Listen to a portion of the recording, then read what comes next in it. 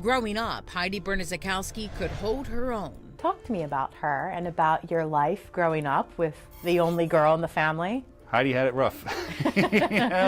But, everybody loved Heidi. She could stand her ground and she wouldn't back down. She was from a family of all brothers, and so was I. So we basically were like sisters. A bond that couldn't be broken. Right. She was very bubbly, all the time laughing. Heidi's childhood friend, Karen Zuckley, says after Heidi graduated from high school, she was ready to spread her wings. She got her own place and picked up a new hobby, playing pool. And while out playing one night, she scores big. She meets a new man, his name Stephen Cook. Their attraction, instant. Did it seem like they were happy together? Happy, yeah. They seem comfortable and good for one another. Their relationship moves like a hustler's shot to the corner pocket. Fast.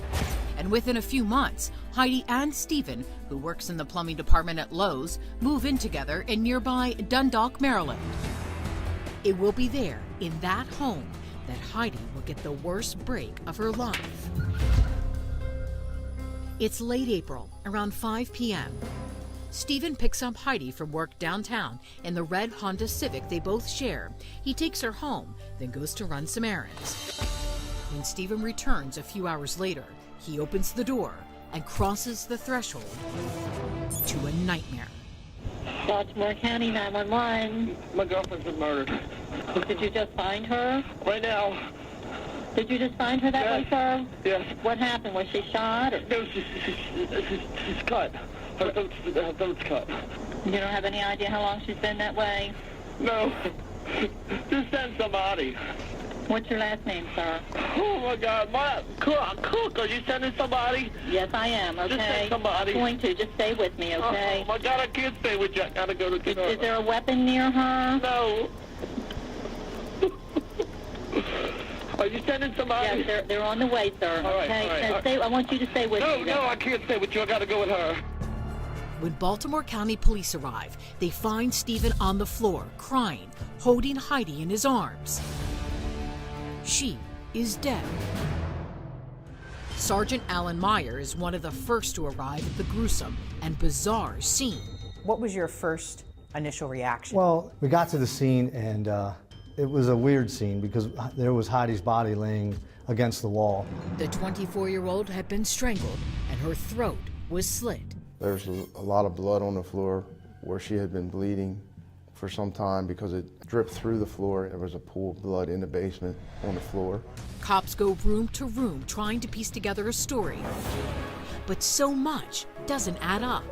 The living room area when you first walked in had truly no furniture. That was odd in and of itself. And throughout the rest of the house, in looking through it, there were some drawers pulled open, a jewelry box was pulled open up in the master bedroom, but even though the jewelry box was open, all the jewelry was still there. And there's something else. Something straight out of a horror film. On the wall above Heidi's head, a clue left by her killer? There was a number 1 written on the wall in lipstick. This number 1 on the wall, that had to be baffling. Yeah, of course when you see that you wonder, is the person trying to tell you there's going to be more? A number 2? Correct. Do cops have a serial killer on their hands? Did you look at that theory, that this could be the work of a possible serial killer? Oh yes, we thought that it could be, and then again it could have been staged. Either way, investigators have a tough road ahead of them. While the gruesome scene is processed, Heidi's body is taken to the medical examiner's office, where an autopsy is done and her fingernail clippings are taken and tested.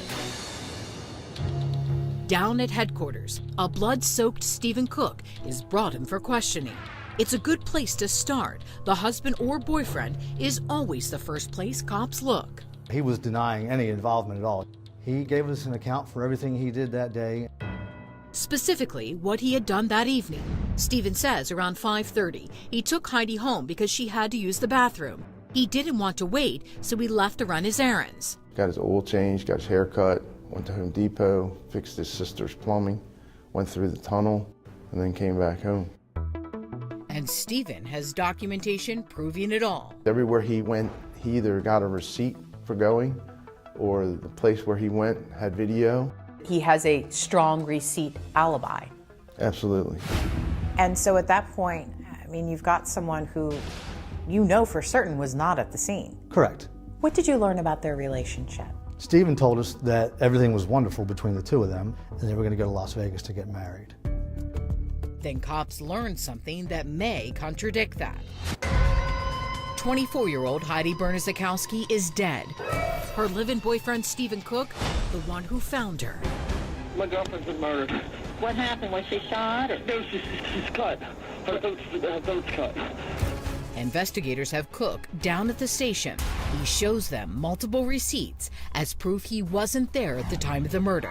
And he wants cops to know he never would have killed the love of his life. They had big plans for their future. There were some plans to be married, and I guess during that period of time is when they decided to get these insurance policies. Some pretty hefty insurance policies. One on Stephen for $900,000 and one on Heidi for $700,000. Of course, once we heard about the amount of the policies, yeah, we were a little concerned about that, knowing what we knew about their income and how their house was. He's working at Lowe's. Right. He's working part-time at Lowe's. And she's working as a full-time receptionist. Right. And he says what? When I asked the insurance agent, he said they were planning for their future. But Stephen says forget about the insurance policies. He has information on something much more relevant. So Stephen proceeds to tell us that there had been some issues. Issues that could point them in the direction of Heidi's killer. The first troubling incident happening a few weeks before Heidi was murdered. Heidi's home alone on the phone with a friend, and a man comes to the door, and he tells her that he's interested in starting a neighborhood watch program. But she doesn't know him from the neighborhood. He's kind of scary to her. Heidi had actually described the neighborhood block watch guy as a larger, light-skinned black male or a dark-skinned, maybe Mediterranean, white male with black hair. He had this tattoo on his left arm that she drew on a piece of paper for the girls that worked in her office. She drew it? She drew it. And then, the very day before the murder, there was this. The back door seemed to have scratches around the lock. It appeared that someone had been trying to tamper with the basement door lock. Stephen says that terrified Heidi, so he did something about it. He goes to the rental agency to demand that they change the locks for him. Investigators have a lot to follow up on. For now, Stephen Cook is free to go, but cops aren't ruling him or anyone else out. We let him leave headquarters that night, and we just had to continue our investigation. And also notify Heidi's family of the tragic news. Heidi's brother, Francis Bernzakowski, who was on a Navy ship deployed overseas, gets a message his father is on the phone. When he answers, his dad can't seem to get the words out. I remember getting on the phone and my father, he was kind of almost trying to make small talk, and I was like, Dad, I know there's something wrong. Tell me what happened. You know, and he's like, I'm trying to find a way to say it. Eventually he did. Did you have an immediate gut feeling as to who did this to her? No. Police are stumped too. But as the weeks go by, and after interviewing about 100 people, they may have caught a break when they learn about a man named Terry Gilliam. I find out that Terry Gilliam worked at the Safeway store with Stephen's sister. He is a butcher. I'm thinking, okay, I've got a girl whose throat was slit. He's a butcher. Natural step would be to find out what he was doing on the day of the murder. Meyer says his suspicions grow even stronger when he pulls Gilliam's time card for the day in question. It's a computerized printout. The day of the 20th, the day of the murder, it's handwritten, and it's actually handwritten over again. Oh my goodness. So I'm thinking, okay, I may have my guy. They arrest Gilliam on another charge and bring him in for questioning. The focus at that point was on Terry. Why that time card wasn't matching up that day, the fact he was a butcher. Also, he had a tattoo. He did. It wasn't in the same place, and it wasn't of the same style that Heidi had described. I was more concerned at the time that his alibi for work didn't really fit. Ultimately, there isn't enough to charge Gilliam with Heidi's murder yet. So they let him go, but his name remains at the very top of their list. I certainly thought I had my guy. So I just kept digging and digging on Terry. Over time, a lot of time, the case goes cold. Meyer is promoted out of the homicide division, but never gives up on finding Heidi's killer. Then, 11 long years after she was so savagely murdered, the technology catches up with the police work. Boom, got the hit. 11 years go by and not one arrest. Not a serial killer, not the neighborhood watch guy, the butcher, or boyfriend Stephen Cook. The case of Heidi Bernadzikowski officially goes cold. Cold, but never forgotten. At least not for Baltimore County Sergeant Alan Meyer. Over the years, even though he wasn't assigned to the homicide unit, Al kept talking to people, re-interviewing people, looking at phone records. I mean, he just kind of stayed on it. So when he returned as the supervisor, we were just reviewing the case as a cold case to see if there was anything, you know, that we could do. Something you could look at differently? Right. And there was something definitely worth another look. Heidi's fingernails. So you had DNA early on. The results come back, and what does it say? It's a male. It was a mixture. We figured it was some of Heidi's and some of whomever. So with a decade's worth of advancements made in DNA technology, We did decide to resubmit the fingernails, And the results come in. What do they tell you? and we got a hit. You get this hit, and you had to be floored. I can remember the day like it was yesterday. And what happened? And I'm hoping it's some guy from South Baltimore. And I get the information, and it's this guy, Alexander Bennett from Colorado. I'm thinking, Colorado? How could this be? And now we have to make sure it's the right guy. So I call out to Colorado. I said, describe him to me. And Heidi had actually described the neighborhood block watch guy as a larger, either a light-skinned black male or a dark-skinned, maybe Mediterranean, white male with black hair. And he had this tattoo on his left arm. Anyway, the clerk out in Colorado says, I don't know if he's a light-skinned black guy or a dark-skinned white guy. And I'm like, oh my God. Oh my goodness. Now I know. I said, does he have a tattoo? And she said, yeah. At that point, I knew we had our guy. The question is, how do we put Alexander Bennett in Baltimore 11 years ago? Sergeant Meyer has an idea. He searches the internal Maryland State Police database, which shows when someone has been stopped by police. He was able to come up with a hit that gave Bennett's name and his date of birth, but nothing else, which was kind of weird. There was no indication as to why Bennett had been stopped or who stopped him. So that put him in Maryland. Well, it put a guy named Bennett in Maryland, You just weren't sure if it was him or not. and that's what the state's attorneys wanted us to find out. So Meyer and Childs fly to Denver, Colorado to talk to Alexander Bennett. Turns out, Bennett isn't your run-of-the-mill guy. He's a trained opera singer. He attended the Denver School of the Arts and received a scholarship to the prestigious Manhattan School of Music. Detective Childs will be conducting the interview. Will Bennett sing like a canary? What does he tell you? He said, well, when he was in Maryland, he got abandoned by some friends. They were going to a concert, and he was kind of living on the street. Living on the streets of Baltimore for about a month, around the time of Heidi's murder. And during that time, he was stopped by an officer while trying to walk through the Baltimore Harbor Tunnel. You would think that if two detectives from Maryland asked you if you were in Maryland, you probably would say, no, I've never been to Maryland. He didn't say that, though. He admitted he was in Maryland. Yes, he did. So you had that confirmation. Yes. And then we took it a little further. Like telling him exactly why they've brought him in.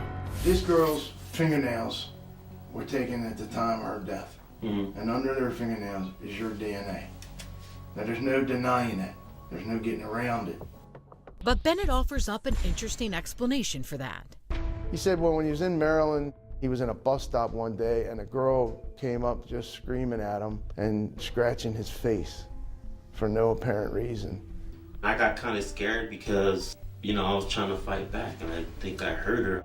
Seemed like something that could be reasonable, possibly. No. No, not at to all? us. Not to us, no. Childs then shows Bennett photos of several women, hoping he can pick out that woman from the bus stop. Heidi's photo is included in the mix. Normally this role is reversed. Normally you're showing a victim picture of suspects. In this case, Correct. you're showing the suspect a picture of possible victims. Yes, hoping that, he might say something or, indicate something to us that would be helpful to us. Bennett does. And also, too, kind of looks like her. He picked Heidi out of all these other girls that were in the pictures. He could have said, I've never seen these women before. Right. But instead, Well, see, in his mind, I think, he had to give an explanation as to why his DNA was under these girls' fingernails. Childs then lays down his cards. For you to have been in Baltimore at the exact time this occurs, and for your DNA to be there, and for this tattoo to be on your arm, the exact location that the victim describes it as being, and actually drew it. That's just a lot of coincidences. That's a profound thing, so, that's why I'm concerned. Well, it really should be. I'm concerned. Am I being, charged with anything right now? Well, you're not charged with it right now, but I'm telling you, things are not going good. That's fine. I've given you all the explanations, I've told you everything, and, like I said, if we're done here, I have a lot of stuff to do today. There isn't enough to charge Alex Bennett just yet, but before he leaves, Bennett offers up a character witness. Bennett indicates that his friend, Grant Lewis, could verify that he wouldn't have done this thing. Grant Lewis, a longtime friend and associate of Alex Bennett's. Turns out 9 years before, 3 years after Heidi's murder, Bennett and Lewis were arrested for calling in a phony bomb scare at a Colorado courthouse. The motive for their bizarre plot? Pin it on the guy Bennett was living with, so they can steal his car when he goes away to prison. not a very good idea. No, not at all. With that, Childs and Meyer are anxious to talk to Grant Lewis. As luck would have it, he had an open warrant on him for some petty offense, but it was enough to at least get him in. But in the interview, Lewis is hard to pin down. He's playing a mad game of cat and mouse. Detective Childs is having none of it. Nothing was satisfying Gary. No, he wanted to keep going, and he did. And he pressed on until finally Grant Lewis said that, yeah, he does recall Alex going to Baltimore. And ultimately, when Alex got home, we were drinking down by the bridge, and he said, I heard someone bad. And I told her no, and I said, I don't want to know. And he said, I think someone's dead. And then he said, I knifed someone. With that revelation from Grant Lewis, his friend Alex Bennett is eventually arrested for Heidi Bernadzikowski's murder and extradited to Baltimore. Were you surprised by that? Yes, like what's in Colorado? Heidi never been there as far as I know. And then eventually that turned into somebody being arrested and charged. The guy wouldn't open his mouth though. 2 years later, Bennett's buddy Grant Lewis, the star witness for the prosecution, is in town, ready to testify against him. It's the morning of jury selection in Alex Bennett's murder trial. In town is the prosecutor's star witness, Bennett's best friend, Grant Lewis. He's prepared to tell the court, one night while drinking, Bennett confessed to murdering someone in Baltimore. But Lewis will never make it to the courthouse. Al and I picked him up to take him to breakfast, and then we were going to take him to the courthouse for his testimony. While Grant and detectives are having bagels and coffee, Alex Bennett is making a move no one saw coming. His attorneys came out and said, they'll tell you everything. In an unbelievable turn of events, Bennett wants to talk. What gave him a change of heart? It was a come to Jesus moment in a conversation he had with his mother the night before trial started. She told us later on that she talked to him and said, if you did this, you have to confess. God will forgive you. It was a come to Jesus moment. The news makes it to the detectives at the coffee shop. What did you do at this point? Well, at that point, we took Grant Lewis back to the hotel, and we rushed off to the courthouse to hear what was going to be said. With Sergeant Allen and prosecutors Glennon and Broad watching from the other room, Detective Childs sits down once again with Alex Bennett. This time, Bennett holds nothing back. All right, Alex. You all right? Mm-hmm. Bennett spills out the gruesome details of the night he murdered 24-year-old Heidi Bernadzikowski. She had opened the door. She saw me, panicked. I panicked and rushed at her at the front and, try to muffle her scream and yell. She's clawing at me. She clawed at my lip, scratched my lip. At that point, I had my hand on her mouth and I was holding her throat, crushing her larynx, her throat, trying to kill her. And I just remember eventually she was passing out and losing consciousness. Then I had turned her around and had her, her back was on my back and I was still, choking to make sure that she was dead. And she then went limp, so I wasn't sure if she was dead, but I know she wasn't breathing. And I just kept doing it to make sure.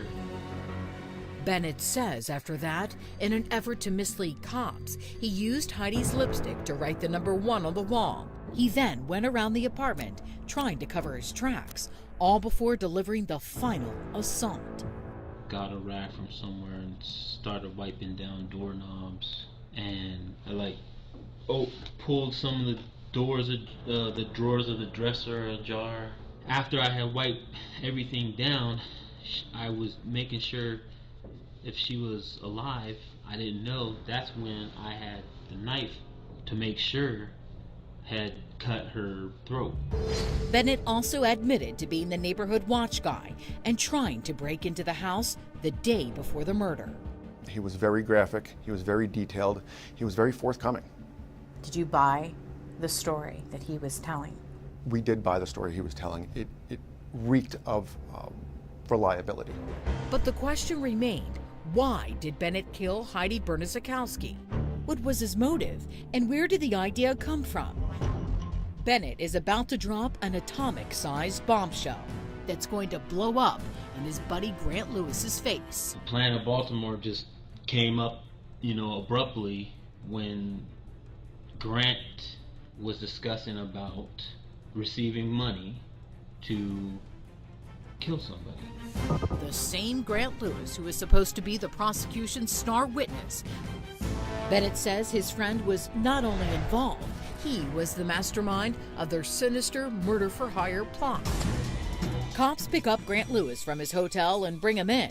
This interview will be like none that have come before. Detective Childs starts by telling him Alex Bennett just confessed. Oh, thank goodness. Okay. No testifying? So the good news is you won't have to testify. Okay. All right? But there's bad news along with that. Okay? Grant, you're in the middle of this thing. I'm not in the middle of this. Did you send him to Baltimore? I didn't do anything like that. Childs presses harder. Did you send him to Baltimore? I didn't send him to Baltimore, but I know more about this than I've said. But before Lewis says anything more, he wants to know what kind of deal prosecutors are offering. I will work with you in any way that I can, but if I didn't have anything to do with that, with him, what he did as far as committing a murder, what's my situation as far as that goes? That's not the way I just the want to know that Lewis eventually agrees to talk. I lost a lot of people, and it's kind of a side subject, but something about something that made me, think initially here's these people out there, and they're hiring people to kill people. Lewis tells detectives it was all part of a bizarre scheme to raise money to open a nightclub. He and Bennett came up with the idea to put an ad online selling themselves as hitmen. In the advertisement, they carefully selected the wording. It read, "Professional and discreet house cleaning." So somebody contacts you back. What does he say? Something to the effect that he was looking for probably a hit done or something. And as a result, one of the only people that come back to you is a guy from here. And he says... Yeah, I remember him sending an email where he said, well, I could pay $5,000 up front, and then more afterwards or something for a hit, more or less. Okay. And then, yeah, and that's basically what we were looking for, was that first set of the down payment, and then we're fine. We're good to go after that. Lewis says the deal was really a scam. They take the money, but no one was ever supposed to get hurt. He was supposed to go to Maryland to talk to this guy and pick up some funds for him for what this guy was looking at as a contract murder. But there was not supposed to be any fulfilling or anything. You know, you get their money and then turn them in. Lewis says that all changed when Bennett went rogue and murdered Heidi. Cops aren't buying it. That was his way of trying to finagle out of what really occurred. But there were still important unanswered questions. Who wanted Heidi dead and was willing to pay for her murder? Grant Lewis, the mastermind, and Alex Bennett, the hitman, just confessed to their parts in a gruesome murder-for-hire plot to kill Heidi Bernadzikowski. The question is, who hired them? Did you meet the guy at some point? At some point when I called Grant, he had told me that the client wanted to meet me at his house to discuss the plan of how everything would go down. I did meet with the person. Investigators want to know, can Bennett identify the guy? He's shown photos of 6 men. Bennett narrows the 6 down to 2. Then he points to one. I recognize him as the boyfriend. Boyfriend? Yes. Bennett points the finger straight at Heidi's boyfriend, Stephen Cook, the same guy who cried like a baby when he called 911. My girlfriend's been murdered. Is there a weapon near her? No.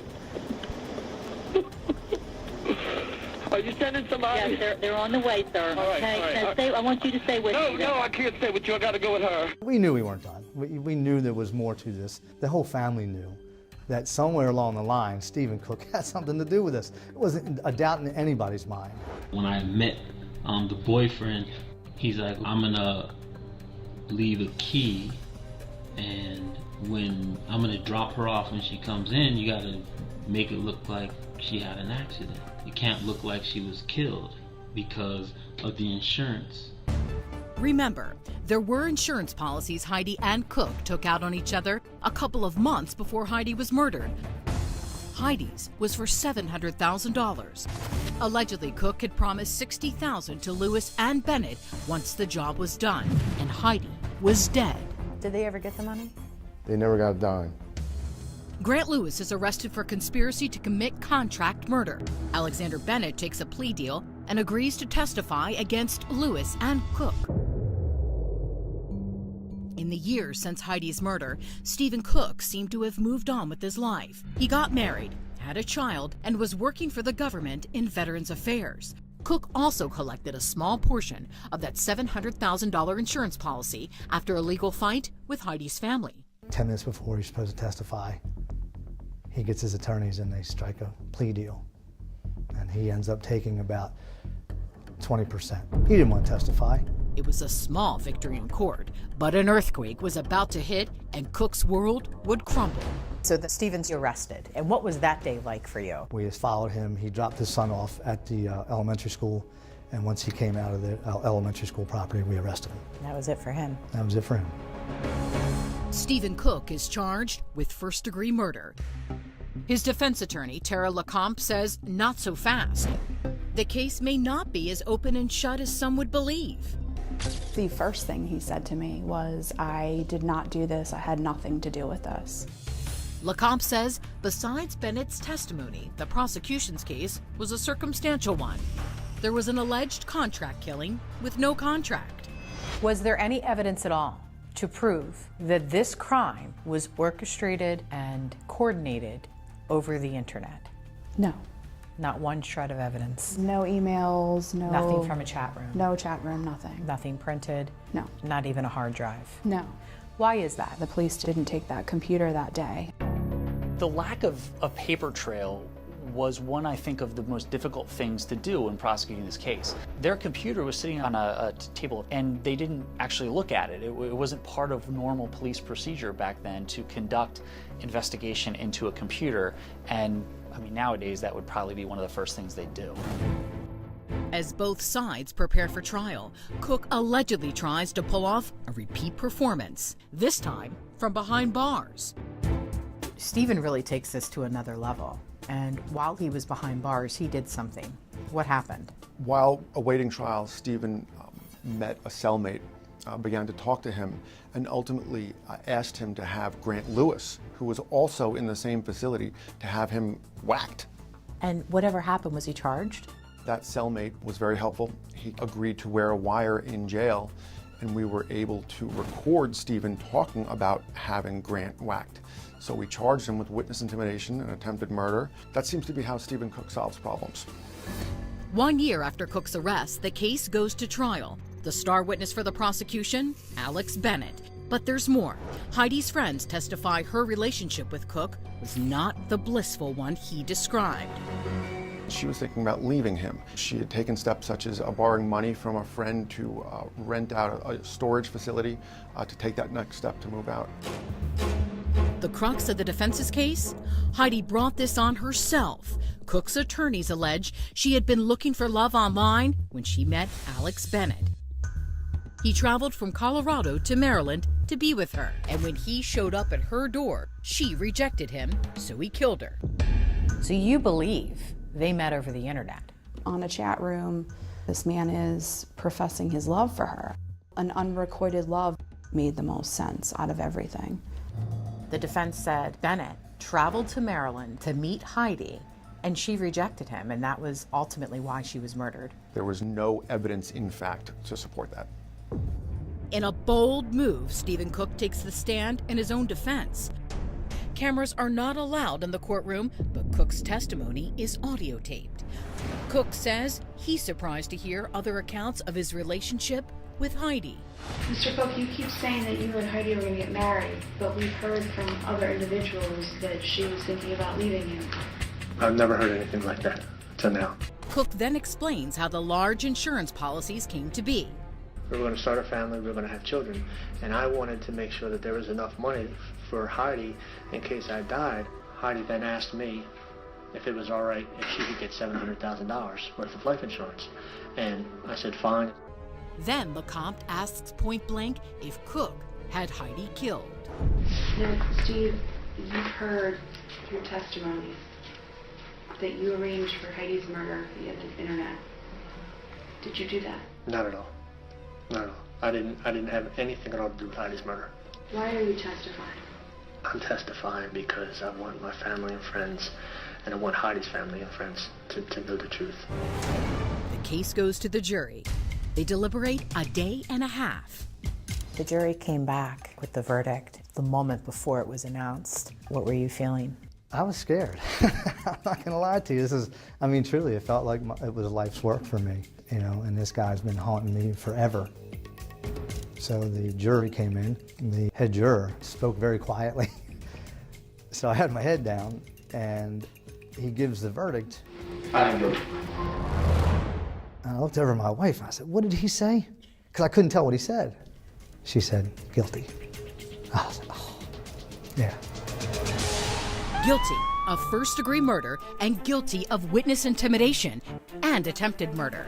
It was the news so many had waited so long to hear. What was that moment like for you and for your family? Such a relief. He stole your sister's life all for nothing because he didn't get the big payout. He didn't even pay the people. There's no explaining sociopaths. Alexander Bennett, as part of his plea deal, was sentenced to 30 years in prison. Grant Lewis was found guilty and was sentenced to life in prison.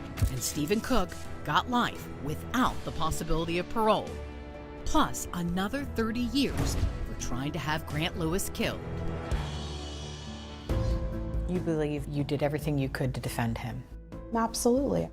I think he got a fair trial. But Cook's sister Kim told Crime Watch Daily her brother has been wrongfully accused, and evidence left out at a trial would have proved that. His sister believes he's 100% innocent. Any sister would. She doesn't see him that way, but that's the way he is. For Detective Childs and Sergeant Meyer, they're happy they've helped bring closure after so much time to Heidi's loving family. We'll never forget Heidi. She'll always be a part of our lives, and she's there with us no matter what or where we are. Oh, it's one of these cases I'll never forget. I think Al did a great job. Dropped her off to her own death and drove away. They're tough cases, and I never gave up. This case is a real testament to hard police work and dogged pursuit of justice. And we got it. Cook continues to maintain his innocence in Heidi's murder. At sentencing, Circuit Judge Jan Marshall Alexander told Cook he had no doubts about the jury's decision, calling the murder, quote, one of the most cold-blooded, heartless, manipulative, despicable crimes that I have seen in almost 30 years of law.